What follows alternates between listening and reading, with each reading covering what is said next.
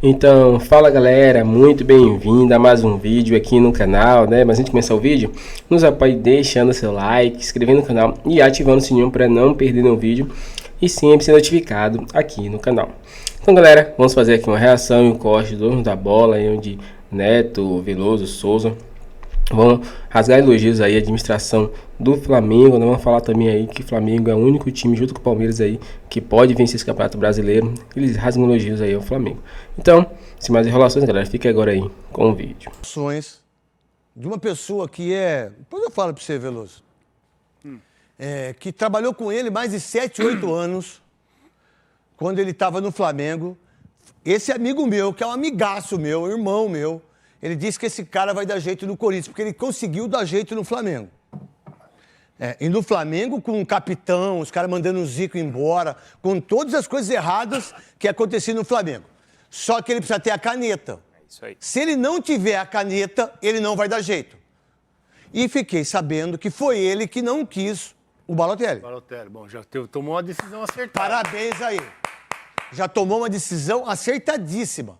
Então, esse senhor que está aí, que eu não sei quantos anos ele tem, as informações que eu tenho é que ele é um cara monstruoso em relação a isso. Eu não sei, aí a gente vai falar do Corinthians, mas do que ele fez no Flamengo, e o Flamengo tinha coisas piores do que tem o Corinthians, é que as pessoas não lembram muito.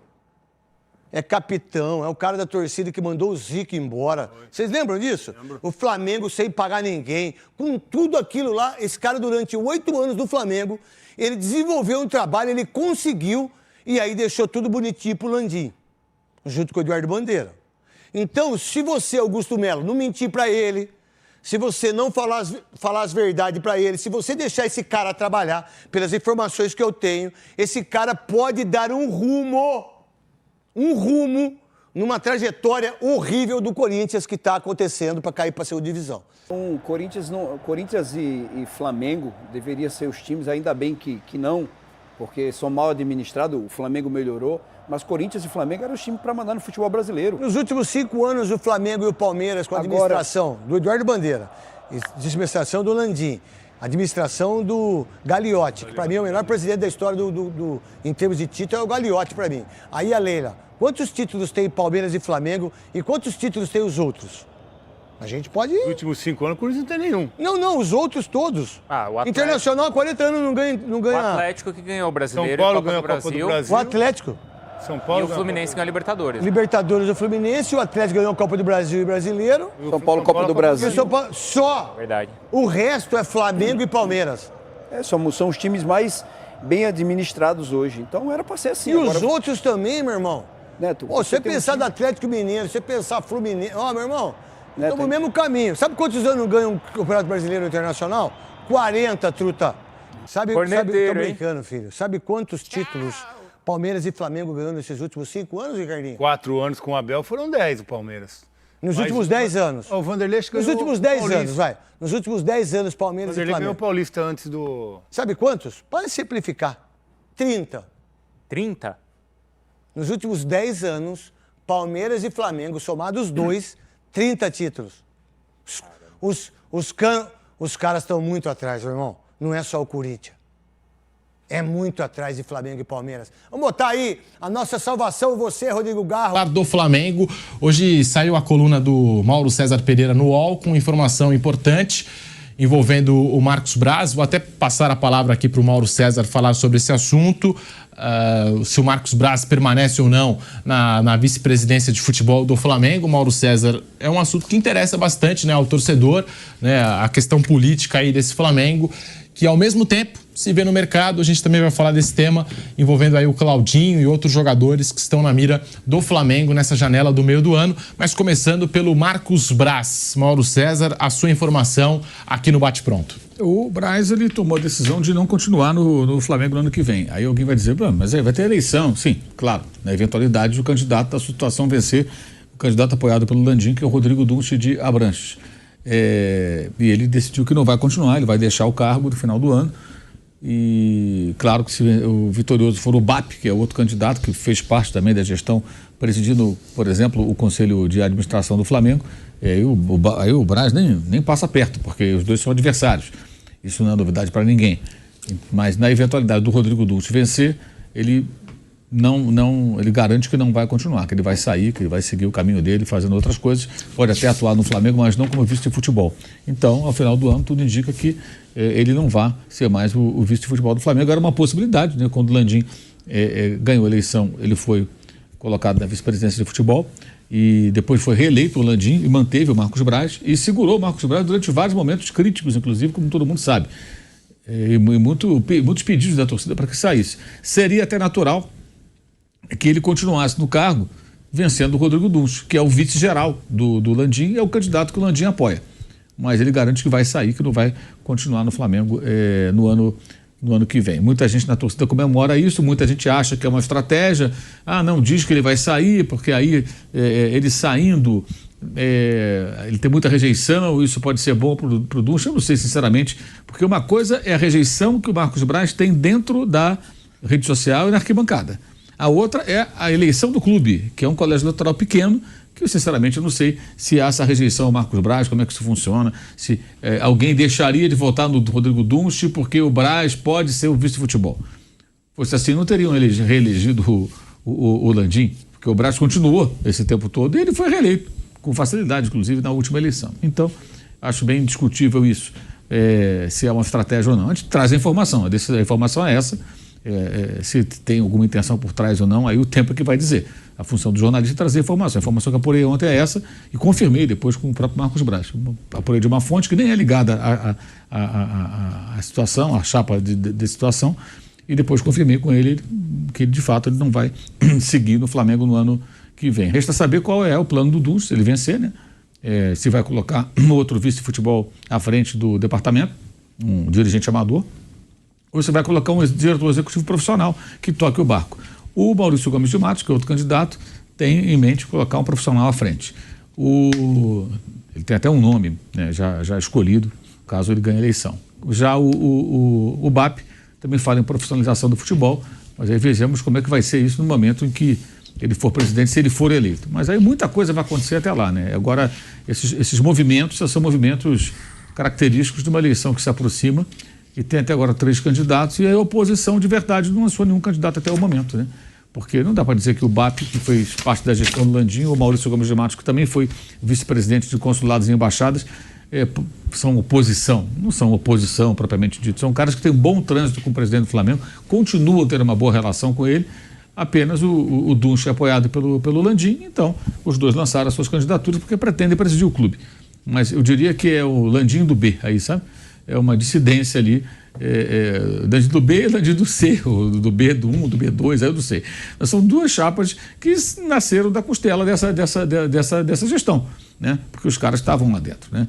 Pensam diferente, têm outras ideias, algumas pessoas que têm relevância ali no cenário do clube saindo, inclusive, para apoiar o BAP, caso, por exemplo, do Rodrigo Tostes, do Cláudio Prakovic, que foram caras que foram vice-presidentes de finanças, né? O Tostes agora era o vice-presidente, acabou de sair, e outros também que são, assim, no mínimo controversos, como o Guilherme Kroll, um cara que ninguém nunca entendeu porque o Landim colocou na vice-presidência de esportes amadores, um personagem controverso ao extremo, que tem vídeo dele lá do passado, ele falando que discordando da reformulação que foi feita no Flamengo, elogiando Patrícia Amorim, enfim, personagem no mínimo curioso, né? E ontem declarou na rede social que apoia o BAP. Eu só faço o BAP sairia correndo um apoio desse, né? Porque um apoio desse parece um projeto para você perder. O que esse cara acrescenta, aliás? Esse cara é um personagem muito curioso, tem uma carteirinha de sócio emérito do Botafogo dele que circula nas redes sociais a foto. E outras situações em que ele é apontado como botafoguense. Mas, enfim, tá lá. É política de clube, né? E isso vai se arrastar até o final do ano. E o que eu acho pior disso tudo é a inexistência de uma chapa de oposição. Acho que para a democracia no clube era importante ter uma chapa de oposição, alguém que se lançasse candidato e concorresse contra esses 3 candidatos que são, de alguma forma, ligados à situação. Um é o candidato oficial da situação, Rodrigo Dulce, os outros 2 participaram da gestão. E são pessoas que não é que brigaram com o Landim, não brigaram com o Landim. Os 2 conversam com o Landim, têm um bom trânsito com o presidente do Flamengo. Então, acho isso ruim. Dá uma sensação de que, assim, é um grupo muito mesclado, digamos assim, muito abrangente, mas é o mesmo grupo no poder. Eu acho isso ruim, eu acho bom quando tem uma oposição, mesmo que perca, mas vai lá, lança candidatura, enfrenta, debate, né? E, enfim. Mas é isso, o Marcos Braz ano que vem então não continua na vice-presidência de futebol. Para aqueles torcedores que pediam pela saída dele, faltam poucos meses. Na eleição da Leila Pereira no Palmeiras, né, até traçando aqui um paralelo, a Leila acabou se elegendo sem um candidato de oposição. Agora, esse ano também é ano político no Palmeiras e a oposição já lançou o nome do Savério Orlandi. Então, esse ano também vai ter oposição a Leila Pereira na política do Palmeiras. Mas o assunto aqui é o Flamengo. Vai lá, São Paulo também era o Casares contra o Natel. O Natel era vice do Leco e o Casares era do mesmo grupo também, né? Foi também uma dissidência, né? Às vezes acontece quando um grupo tem um domínio muito grande. O próprio Corinthians, o Augusto Melo, chegou a fazer parte do Renovação e diretor de base. Depois saiu, né? Então, quando um grupo fica muito tempo, né, acaba virando, aí tem dissidências dentro do próprio grupo político. E aí quando, né, o São Paulo tinha um Juvenal muito dominante, e aí a partir, depois o Juvenal já morreu e surgem outras forças, mas dentro do mesmo grupo que tinha o Juvenal ali como um grande comandante, um grande líder. Vou perguntar para o Mauro, o que seria oposição no Flamengo hoje? Que seria o quê? Patrícia Amorim, assim, essas pessoas? Não. Seria o pessoal do Bandeira de Melo. Assim. O pessoal da gestão do Bandeira de Melo, mas até agora não encontraram o nome. Havia uma forte corrente para que o candidato da oposição fosse o Flávio Willemann, que é um advogado, ele é o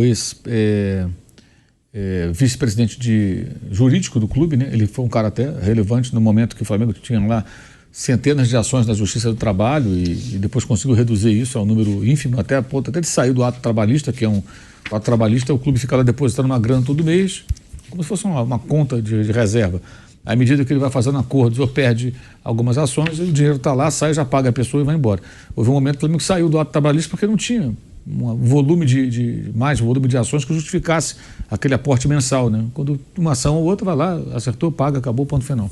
E ele foi um cara que participou ativamente dessa gestão, mas há mais ou menos uns 13, 14 dias até eu trouxe a informação que ele não vai ser candidato à presidência do Flamengo. Ele até quer de alguma forma participar da gestão novamente, não sei qual vai ser o candidato que ele vai apoiar, ele ainda não anunciou, mas não como presidente. Isso já tirou a possibilidade de um nome que seria forte para concorrer como oposição. E até agora o pessoal do Soflá está muito parado, que era o grupo ao qual pertence o ex-presidente Eduardo Bandeira de Melo, está muito sumido, muito calado, a oposição do Flamengo está muito devagar.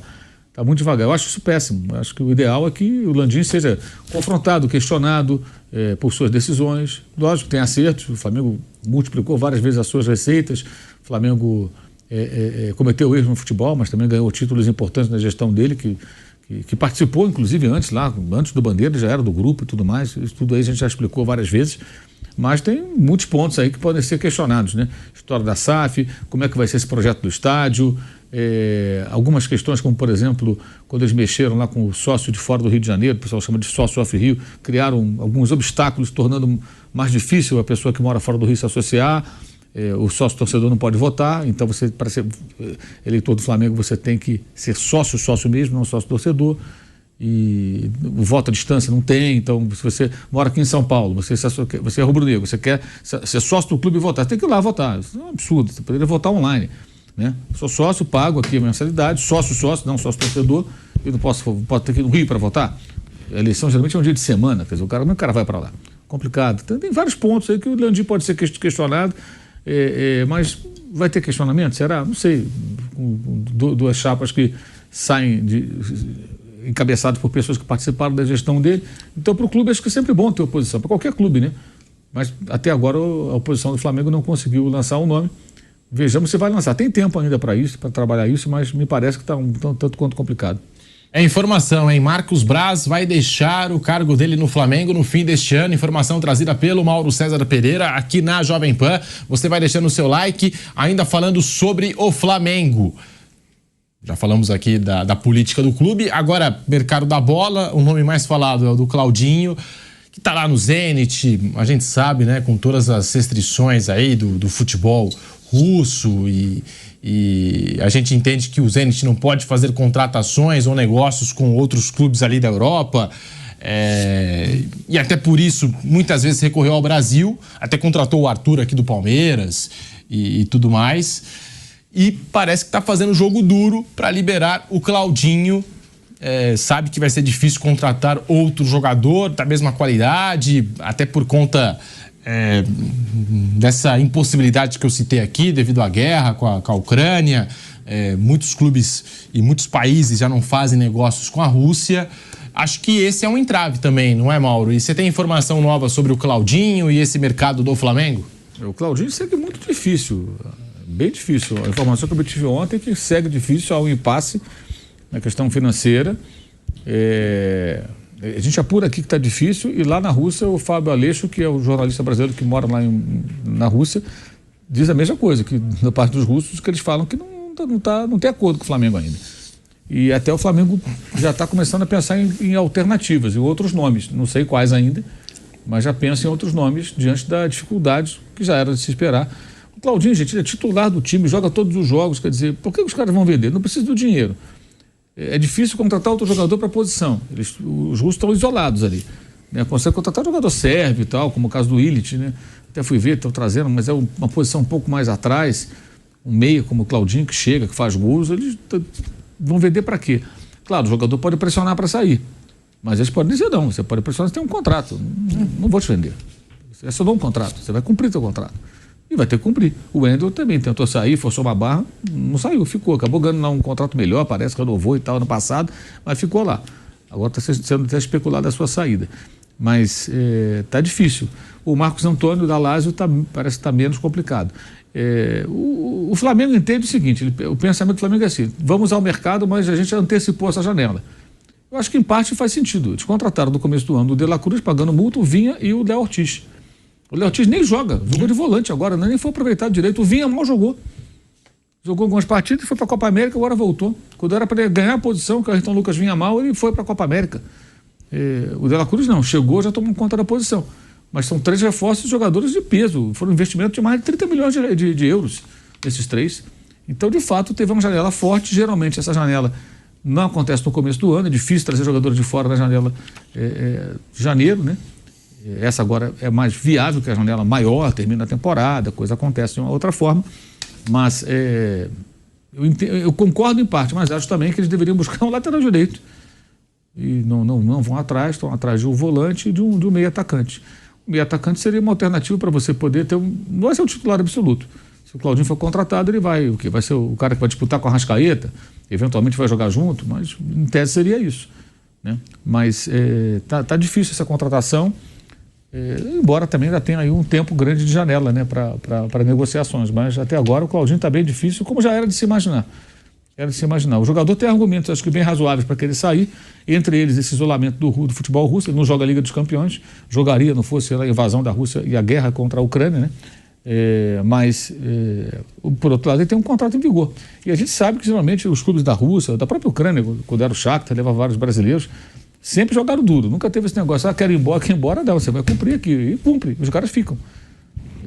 Se o russo não quiser, o cara não sai. É muito difícil. Não sei se o Vampeta concorda comigo, mas geralmente é assim. Os caras que têm dinheiro, os caras da Europa, os caras não saem. Os caras têm dinheiro ali sobrando. Por isso que paga mais.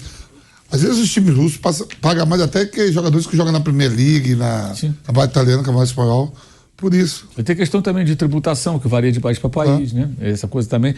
Na Turquia, por exemplo, o negócio não é tão rigoroso como, por exemplo, na Alemanha, na Inglaterra. Né, que tem lá aquela taxação que vem cortando lá o leão cheio de fome. O mundo árabe então uma treta. Então, aí os caras. Eu já escutei histórias de jogadores em alguns países que o jogador brigar. Um ex-jogador me contou essa história, não vou dizer qual país, mas o jogador brigou lá com o dirigente, não foi no mundo árabe, não. O jogador brigou lá com o dirigente, teve lá uma confusão. Aí foram pagar, mandaram o quê? O cara mandou pagar em dinheiro. Aí chegaram os funcionários com sacos de dinheiro, tudo em notinha trocada. No vestiário, toma, seu pagamento. O cara sacou saco de dinheiro. Tem recibo, teve porcaria nenhuma. O cara pegou e foi embora. Tá pago aí, vai embora. Quer dizer, cara, então assim, em alguns países você tem. Eu me lembro de história de jogadores que tiveram para ir, por exemplo, para a Inglaterra, no passado, era começo da Premier League. E não foram quando constataram que a tributação era muito alta. A Alemanha também aconteceu isso. Um exemplo agora do Fabrício Bruno. Então é isso, galera. Chegamos a mais um fim de um vídeo aqui no canal, né? Vamos fazer um resuminho sobre esse vídeo aí, né? Vimos aí que Neto, ele rasgou elogios aí à administração do Flamengo, né? Falou que o Flamengo teve uma administração excelente, ainda tem até hoje, né? Que é o único time que financeiramente aí não tem mais dívida, dizer assim, não tem mais dívida, porque o dinheiro que tinha era 50 milhões de reais e praticamente o Flamengo pode quitar a qualquer momento. E hoje briga aí para contratar jogadores da Europa no valores exorbitantes, né? Que times daqui do Brasil vende, o Flamengo tá comprando, né? Então mostrando aí o poder gigantesco do Flamengo e com isso aí o Flamengo vem aumentando seu plantel aí de ótimos reforços para esse ano, né? E um deles aí é Claudinho, né? Que o Flamengo tá nessa briga aí com o Zenit não quer liberar. A princípio liberou, depois voltou atrás, tentou por trás aí do Flamengo renovar com o Claudinho, mas Claudinho não quis renovar o contrato, né? Já tinha praticamente apalavrado com o Flamengo. Então é isso. A princípio aí, o Flamengo a qualquer momento pode anunciar o jogador, porque o jogador não quer continuar lá e o time não pode fazer mais nada, né? A não ser vender o jogador. E é isso, como o Mauro César também falou aí, né? Marcos Antônio acaba sendo mais próximo de ser anunciado pelo Flamengo, né? E que pode a qualquer momento aí chegar o anúncio no Mengão. Qual a sua opinião sobre esse torcedor? Você está confiante com suas contratações, que o Flamengo pode aumentar ainda o desempenho aí e brigar por todos os campeonatos, como Copa do Brasil, Libertadores e Brasileirão? Dê sua opinião pra gente aqui, dê seu like, se inscreva no canal e ative o sininho para não perder nenhum vídeo. Agora valeu e até o próximo vídeo.